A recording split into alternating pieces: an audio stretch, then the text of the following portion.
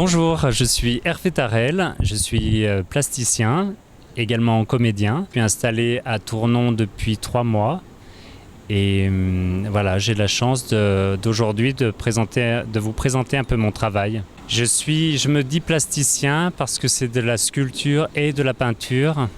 De la peinture, de l'acrylique ou de la T7, une gouache fine, extra fine, sur de l'argile. Une argile mélangée à de la résine qui durcit à l'air libre. Elle ne nécessite pas de cuisson.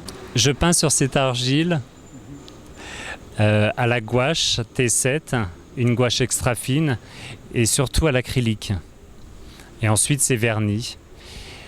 Ce sont des Schmim Blocks.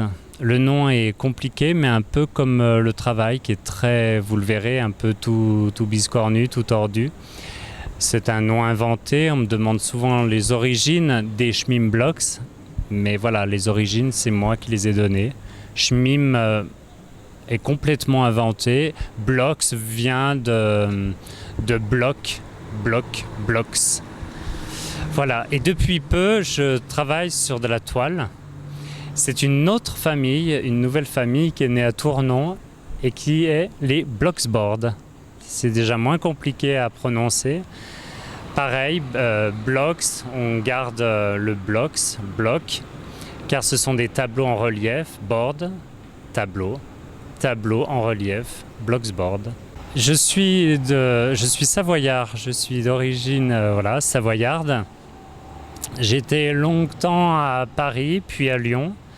Je me suis fait connaître à Lyon, surtout grâce au marché de la création et grâce à un festival qui est la BHN, la Biennale hors norme. Voilà, où je me suis fait beaucoup connaître dans ces deux lieux-là. Aujourd'hui, je vends beaucoup, les étrangers aiment beaucoup mon travail. Voilà. Les étrangers, les touristes que je rencontre qui passent au marché de la création, par exemple, le dimanche matin, ce sont beaucoup de Suisses, d'Italiens. Les Espagnols sont très curieux aussi de mon travail. Vous verrez, je fais beaucoup de sphères et ça attire énormément. Les gens s'approprient beaucoup ce genre de travail-là. Mais alors après, il y a aussi la Chine, le Japon, même des Islandais. Et ça, c'était pas fait pour me déplaire parce que je rêve d'aller un jour en Islande. Aussi, ce qui est très touchant pour moi, ce qui est très fort par rapport à mon travail, par rapport aux Schmim Blocks et aux Bloxboard, c'est que je touche toute génération et tout genre de personnes. Ça va du bab aux jeunes enfants, aux ados, en passant par les aînés, les personnes à la retraite, les personnes chics, les moins chics. Et ça, c'est très très fort parce que ce sont des rencontres très très très riches. Je parle de pays. Moi qui n'ai jamais voyagé, c'est plutôt amusant de me dire mais vous vous inspirez du Pérou, mais vous vous inspirez d'Afrique, mais vous vous inspirez de l'Australie, du pointillisme, Voilà, je m'inspire surtout en fait de la nature. Mon travail vient de beaucoup de ça. Je suis admiratif d'une feuille de platane en passant par une courgette, voir ces nuances de vert, cette pigmentation, une orange, la moisissure d'une orange, c'est formidable. Le détail d'une aile de papillon. Et sur ces blocs d'argile, eh bien c'est ça qu'on peut voir. Ces blocs d'argile, c'est un peu comme un rocher habillé par de la mousse. Pour moi, c'est habillé par la peinture, mais voilà, je vais chercher l'infiniment petit sur des grands espaces. Vous verrez là des petits sujets. La plupart sont sur une autre expo à Bagnols sur 16. Mais je me suis amusé à faire de grands sujets de 1 mètre, 1 mètre, 1 mètre 50 et voire 1 mètre 93. Mais sinon, j'aime aussi travailler sur des petits des objets, de l'argile que je façonne qui ressemblent à des petits cailloux. Voilà. D'ailleurs, les Schmimblocks viennent de petits cailloux. Ma nièce, qui avait 3 ans, qui s'appelle Pauline, m'avait donné un bout de terre un jour, façonné dans sa main d'enfant de 3 ans. Et je l'ai gardé comme un gris-gris. Je suis parti à Paris pour des écoles de théâtre, pour travailler auprès du Théâtre des Loges, par exemple. Et j'avais toujours ce gris-gris avec moi en souvenir. Et puis c'était mon porte-bonheur, ce bout de terre que ma nièce m'avait fait. Et un jour, alors que je jouais un enfant dans une pièce de Garcia Lorca, qui s'appelait La Savetière prodigieuse, j'ai rencontré lors d'un festival un enfant qui était le fils d'une marionnettiste.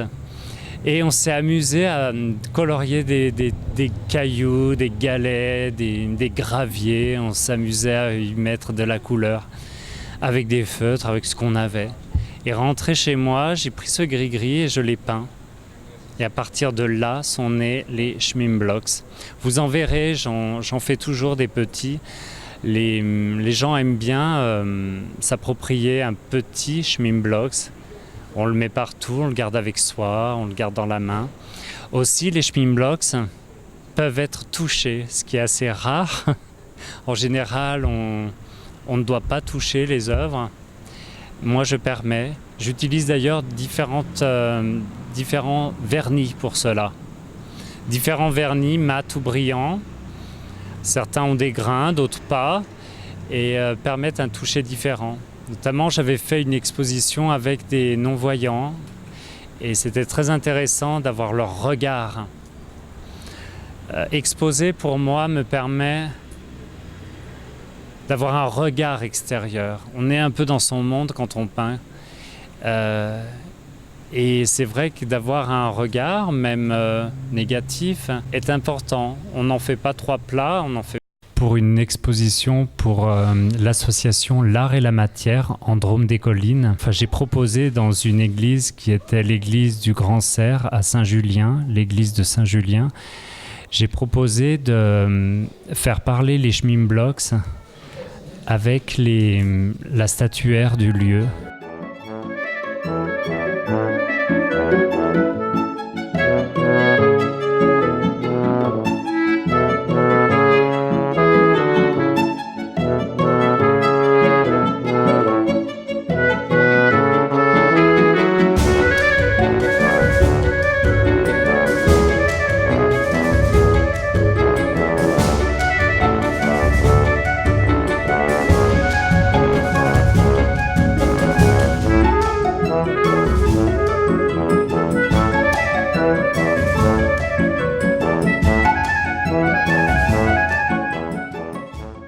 Eh bien, je vous dis à bientôt, que ça soit dans la Drôme ou l'Ardèche. Merci, à bientôt.